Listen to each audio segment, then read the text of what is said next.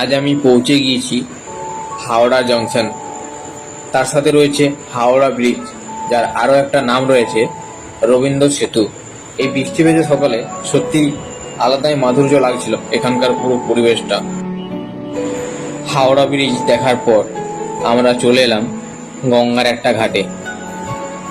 হঠাৎ তাকালাম মেঘের দিকে, দেখতে পেলাম মেঘের ভয়ঙ্কর রূপ, তার সাথে বৃষ্টি দাপট।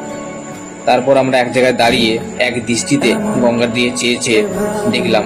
বেশ কিছুক্ষণ সময় কাটানোর পর বৃষ্টি থামলো, আর এই হচ্ছে রবীন্দ্র সেতু। তারপর আমরা আবারও ফিরে এলাম ব্রিজের উপরে।